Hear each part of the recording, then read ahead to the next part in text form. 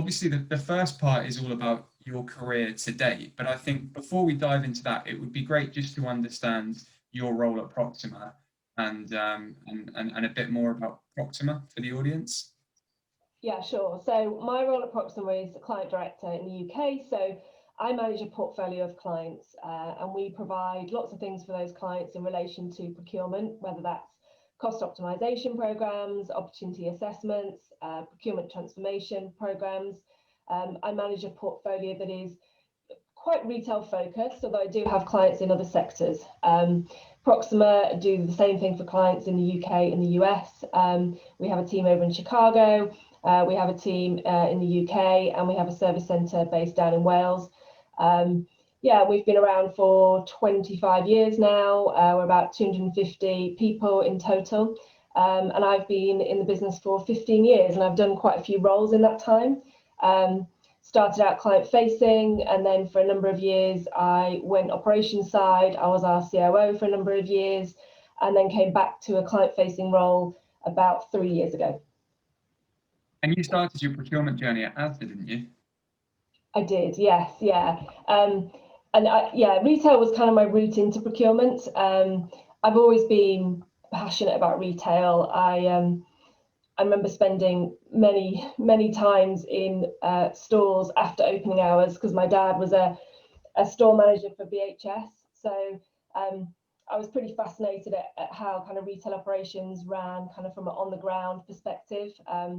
Was always interested in it. I remember being 8 years old and we had to do a talk in class about our hobbies or our interests, and all the boys did Star Wars and football teams, and all my friends were doing their pet rabbit or their favourite breed of dog. And I did retailers at 8. I mean, I remember bringing in the carrier bags and showing it Marks and Spencer's carrier bag, and this is what you can get at Marks and Spencer's, and this is River Island. So I guess it was probably inevitable that I'd end up in something connected to retail. And I joined Asda. Well, I actually was looking for a retail buyer role, and at the time, Asda happened to be recruiting. And it was just after the Walmart acquisition, so it was a really exciting time. And the role I joined to do was international from the start. So I was traveling the Far East, I was in India, trying to find new sources of supply for non-food goods. So I did Halloween decorations, Christmas product, garden furniture, bedding, toys, loads of interesting product. And my role was to find new sources, but then convince the UK teams to buy direct from the factory, as opposed to through the agent network that they'd been quite used to doing. So it was quite a fundamental shift in how they kind of view their supply chain, really, and much more complex. And I guess there was a lot more risk in it. So it was really about trying to change the way that Asda did things at the time. And that's what was quite interesting. And because I worked sort of internationally, I was able to run a few programs trying to get Walmart buyers to pool volume and buy together to get better pricing, which sounds a really logical, obvious thing to do. But try and convince a German buyer that they should buy the same thing as a UK buyer and the same thing as a Canadian buyer was pretty impossible. They were some of the best retail buyers in the world, actually, and I learned an awful lot from doing that. And I think that my route into procurement was really around that kind of, instigating change in a business, which is what I've been doing very much at Walmart. And then the Proxima role came up, and I've not really looked back since then, because actually everything I do in Proxima is about change for our clients, and it's about influencing different ways of doing things, different ways of looking at things. And now the fact that I'm doing that for retail clients and some really, interesting brand names, that's a bonus, really. Yeah, I was going to ask, how did you make the transition from a well-known retailer to a boutique procurement consultancy? Was that much of a kind of shifting gears for you, or was it a natural transition? I mean, it was a shifting gear on the surface, but actually, when you look at what I've been doing in that role and what we do in Proxima, which is about helping businesses buy better, helping businesses look at problems from a different perspective, that was my background, and doing it in retail buying. and then doing it kind of as a consultant wasn't too much of a shift. It was a role that I joined thinking that I'd do it for a couple of years. And 15 years later, I think it's just been constantly challenging, always new clients with different, problems and at different points on the maturity journey in terms of where their procurement function is in the business. So it's been ever evolving really, and I haven't felt the need to go anywhere else. And in fact, I've never actually counted how many clients I've worked with and for over the years, but it must be, it's 50 or so. So it's like having worked for all those different businesses and lots of different guises. So I feel like I've had 50 jobs in one probably over the 15 years. And as you've alluded to, I'm sure you've seen a lot of change in the evolution of the way your clients operate and the way procurement is done. What are you most passionate about when it comes to procurement now? Well, I think Proxima has always kind of nurtured my curiosity, and being able to find solutions to quite complex challenges is what I'm, I guess, most passionate about. Every day is different, so every day is a different challenge, and I think it's about trying to get procurement to the core of a business. Get procurement to be seen as a business enabler, and not a place you go to run a process or simply. And helping clients achieve that probably is the most rewarding thing and what I'm most passionate about. And is there anybody that's inspired you in your career? Any key figures that you've looked up to?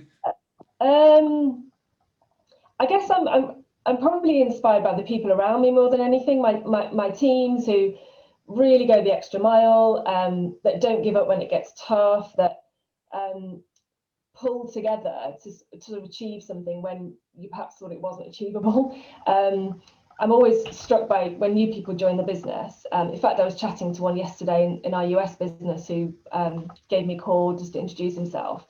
And he said the same thing that lots of people do say, which is, the culture's brilliant. Everyone's willing to help me, and they're not in it for themselves. And that's absolutely true, I would say. And that's probably inspired me to keep going any more than any sort of motivational leader or TED talk that I've listened to, if I'm honest.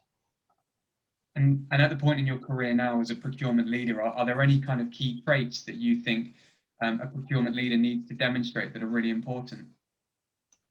Yeah, I would say that good leaders in procurement are those that give people the space to sort of grow and try out new things and maybe fail a bit and learn from that. I've said people often view procurement as a bit of a process, but it's so much more than that. It's about relationships, it's about influencing, it's about seeing opportunity for change, being persuasive in sort of driving people towards that. So you've got to provide people with the opportunity to kind of develop their own style, but then put the framework around them so they sort of feel supported to do that.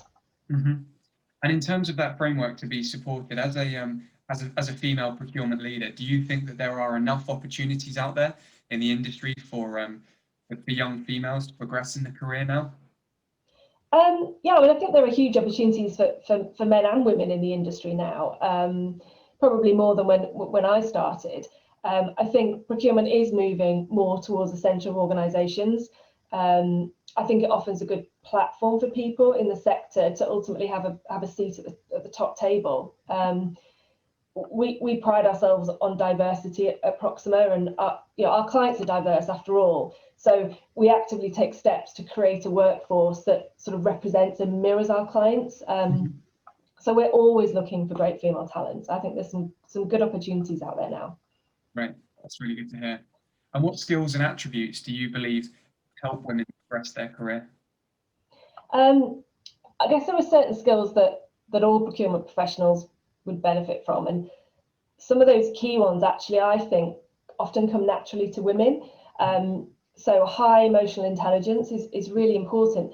Being able to go in and read a room and respond in a way that sort of builds trust, being able to navigate conflict and navigate difficult conversations is really important, and being quite flexible to sort of different ways of doing things and different ways of viewing things. And actually one of the the biggest skills that make people successful, I think, in this industry is being a really good communicator. And you also need a positive attitude, right, and a positive mindset, and that goes a long way, I think, to success. And do you think there's anything more that can be done to encourage women to progress in this profession? I mean, always, yeah. In most industries, I would say. I'm pretty passionate about mentoring and giving support and help to younger female talent coming into the industry and coming into Proxima. I've done that in the UK, but I've also even done that in our US business with young female graduates who I've never actually met or kind of had the pleasure of working with. And I think that's entirely possible to do, because it's about sharing your experience and being quite honest about the challenges that you've had, because they're probably the same things that they're grappling with at the time. So it's not sort of putting yourself up on a pedestal of, you know, I'm in this role and this is what you should do, and sort of giving them, you know, necessarily your advice, but it's being a sounding board and sort of sharing and empathizing. And on the note of just graduates in general, regardless of whether they're male or female, do you think that the people at university and studying in school know about procurement as a profession? I know it's getting better, but I still talk to so many people who are like, what's procurement? It is getting better. I think certainly when I left university, which is far too long ago, people hadn't really heard of it, or it might have been a module in an economics or business degree that people had glossed over. I think now there are some good courses that actually are procurement focused, and we've had some brilliant success at recruiting graduates from those specific courses. And actually this year is probably our highest graduate intake ever. And in lots of those cases where we've brought graduates into Proxima, we've put them onto client engagements quite quickly. And I am bowled over by how well they've coped and how quickly they've learned and how quickly they've managed to work within quite mature, experienced teams. I think it is becoming more of a destination type of role, but it's probably still loads more to do. I'd imagine coming from university and going straight into a consultancy type role, it might be a bit of a baptism by fire in relation to just going into an industry in-house role. Is there any advice that you would give a graduate going into the profession, and certainly the profession within consultancy? Yeah, I mean, I would say to them, you know, don't stop challenging yourselves, and every day probably do something that you find a little bit scary, because that's the best way to learn and grow and develop. And just, you know, ask questions of those around you. You know, we always put, you know, very tight support networks around individuals initially, and that really helps them sort of feel confident, and that confidence, it's amazing how quickly it grows. I probably also say I sort of came out of university thinking I needed to sort of stay 2 years in a job and move on and move on and move on, and kind of build up this CV that perhaps would make me really attractive, because I'd been in lots of different businesses and had lots of different challenges and roles. I don't think that is necessarily the right way to go. I think as I said at the start, I've been in Proxima 15 years and managed to have lots of different roles and challenges and experience in that time. You don't need to keep moving to get that stretch. So, you know, as long as you're constantly learning, I would, you know, sometimes it's actually a great idea to kind of stay where you are and really, you know, build your experience within one organization. I can see why that would be a really attractive offering at a company like Proxima, because you get to work with so many different clients and so many different projects. I guess there's constantly things which are appealing to someone who wants to learn. Absolutely. Yeah. And with regards to looking ahead at the future of procurement, what do you think are the key focus areas for procurement right now? There's so much going on. We recently launched a Procurement in 21 report looking at sort of key trends for professionals, and the key things that came out of that were around sustainability, hearing a lot about that now, cost optimization, which you might expect, innovation, and also business transformation and responding to the need to be agile within the kind of, you know, the COVID year that we had. And I would say that I think procurement is really, the role is really shifting as a result, probably as a result of the pandemic. I think businesses, are viewing procurement in a different way. Procurement's been pretty critical through the last year, and leaders are now starting to see the function as much broader than cost cutting or process driven, and seeing the function as one that can really support around risk management, corporate responsibility, sustainability, I mentioned. Procurement can be real drivers of innovation. They can be funders of investment. So I think it's a real moment in time for procurement to show itself as a business enabler. So it's quite exciting. Yeah. And what are you seeing with regards to procurement function in the backlash to COVID? Are you seeing much change in that respect? Yeah, I mean, I think 2021, procurement will remain sort of at the heart of businesses, both helping with navigating the ongoing COVID situation, but also Brexit is now upon us as well.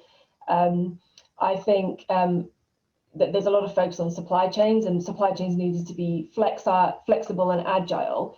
And businesses are going to start to need to make, I think, quite smart decisions around where to invest. So procurement can really help with that. I think it's also really important that at this point, businesses don't sort of batten down the hatches and become really internally focused. I think it's important to keep looking up at what others are doing, what's new, what you can learn from your suppliers. And that's the best way to sort of keep ahead and keep learning. So I think procurement functions that are willing and able to innovate, to transform, and to learn from others, those are the ones that are going to be the most successful through the next 12 months.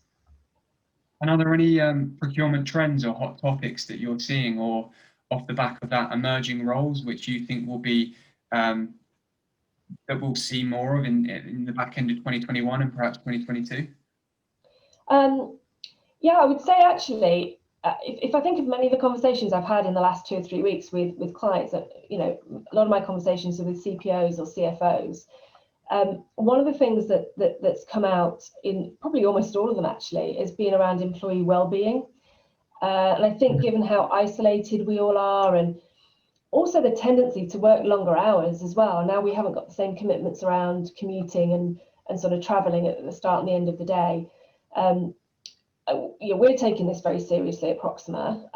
We've got quite a lot of initiatives to make sure our employees are sort of happy, that their work-life balance is manageable, and particularly those individuals that perhaps are new to the organisation and have joined in the last few months and actually don't have those real-life connections with individuals yet, to make sure they feel connected to the business. And I think this is really important for lots of businesses. We've all been working really, really hard, and there've been businesses that have been struggling, but also those that have been doing very well. And on either side of the spectrum, people have worked hard, and you haven't got the same kind of release of your leisure time now, weekends away and holidays and those kind of things. So I think the division between work life and home life has become blurred, and that's really, really important for business now to kind of tackle and make sure that they can retain people and keep people motivated and happy at work. I think another thing that's come out really strongly actually recently is around, and it's been a hot topic for a long time, but I think there's a real kind of focus on it at the moment, is around sustainability and around ESG, environmental, social governance. And also how to drive that sort of through your supply chain. I think, and for retailers, it's really important, because I think customers are starting to, make choices about which brands they align themselves with on the basis of not just price and choice, but on the basis of a company's sustainability, corporate responsibility ethos. So making sure that you're selecting suppliers that are compatible with your own corporate commitments around sustainability is going to be really challenging, and one that I think procurement are going to be kind of front and centre of. And on the subject of retail, which I know is a particular favourite of yours, and it's very interesting to me as well, because I work with a lot of retailers. What changes are you seeing for essential retailers since COVID? Well, it's been a difficult year. Yeah. I don't think my retail week feed has been, quite so busy as it has in the last 12 months. I think in 2021 will be all about trying to understand how some of those preferences that sort of changed and evolved in 2020 as a result of COVID, which of those are here to stay, and what the so-called new normal is going to be for retail. My view is that 2020 actually accelerated a lot of trends that were emerging anyway. And actually, looking at, we did a report recently for retail leaders looking at sort of key changes and how to create success in the year ahead. And there's so many things that retailers are grappling with. The surge in e-commerce, the legislative barriers around Brexit, that's got massive implications for supply chains. So lots of retailers looking at how do I create flexibility and agility so I can pivot and respond to a situation that's still unpredictable. Technology is another theme, how to use that to get ahead. And there's lots of strands to that. There's from new payment solutions, biometrics, to the emerging sort of marketing technologies that will help retailers understand how to use data to drive their customer loyalty, and just overall how to connect the physical and the digital retail experiences. Is a big hot topic. Sustainability again for retailers is key, and customers are going to expect retailers to have a strong position on it. So I think this year that needs quite a lot of attention. And I think it probably goes without saying, it's all over the news, traditional bricks and mortar retailers, how do they have a strategy for their property portfolio going forward, and what does that look like?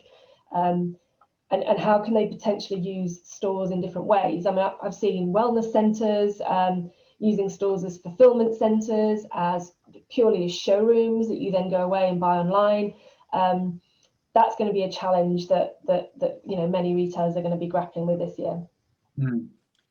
It's really interesting, and I wonder if just going a little bit off piece here, Claire, how much of the things that you've talked about there, do you think would have come anyway? Do you think a lot of it would have indefinitely come, but COVID has just fast tracked everything? I think there's a lot of truth in that, actually, and I think COVID's been a bit of a reset. And it's easy to kind of lament the loss of, the Debenhams of these worlds. And we've all got fond memories, of shopping in those stores when we were younger. But I think COVID in those cases probably just accelerated the inevitable. And what it's meant is that, more innovative, fresh, newer retailers are going to rise to the top. And the future of retail is probably going to be dominated by those that can, like I say, innovate, the brands that can create a real connection with their customers, those retailers that are more value driven, that can, I guess, sort of push the boundaries to stay fresh and relevant. So what you're probably, I don't get upset when I see, a retailer's gone under and, good old Debenhams, I actually see it as exciting, because who's going to then emerge? Who are the new players that are going to come to the fore? And we've seen lots of different innovative solutions come to market over the last year, and I think that's just going to keep going. So, and with regards to some of the non-essential retailers and the challenges that they're facing, which you've touched upon quite a bit already, there's a few out there that have refused to go online purely because it would take so long to get their stock up, or they'd have to constantly update their stock, and it just wouldn't work to their model. Do you see them adapting in any way, or just holding it out until people can go back into the stores and hoping that their profits will go up and they'll stay afloat? I mean, people are divided on this, and when it comes to some of the bigger players that have resolutely refused to go online, I think that's a really interesting statement. I would say that it's potentially risky, because I think the future of retail is going to be a real blend between online and real world in-store experiences. But I think with certain propositions, the business model doesn't necessarily support it, and the challenge around returns, the challenge around margins, means that for some retailers, having a bold statement around, we're staying on the high street, we're opening our doors, and you know, the one I'm thinking of will have queues when the day they open, and people are very loyal to some of those brands, so they can make it work. Good on them. Fast forward 10 years, I can't imagine a world where a retailer doesn't have some kind of online proposition, personally. Yeah. It's interesting as well because I've spoken to a number of procurement professionals, and they're very divided in the way that they're looking at retail now. Some are, vehemently looking to get out of retail, and others are saying, retail is going to have to change, and procurement can be part of that change. And there's real opportunity for people who work in procurement in the retail space. What's your view on that to anybody considering going into the profession or considering leaving it? Oh, I'd say it's a fascinating area to be in, and from a procurement perspective, particularly fascinating because you've got a real opportunity to um, go along that journey of a retailer having to innovate the way it does things, having to look at its supply chain, having to understand how all of a sudden, it's got a load of data from how it's engaging with customers in a digital world. How do you use that data to best, target your offering? All of those things, will touch procurement. Procurement will be influencing marketing suppliers that you're using. It's going to be influencing the property strategy. It should be influencing things like your payments solutions. So many retail touch points that are sort of physically out there in the stores or part of the website will be influenced in some way by procurement and the supply chain that sits around that business. So procurement's, for me, it's like being at the center of the organization. Completely agree. Yeah, I think for the right candidate, it's a great intellectual challenge, and if they're up for the challenge, then it could be a great story to tell on their CV.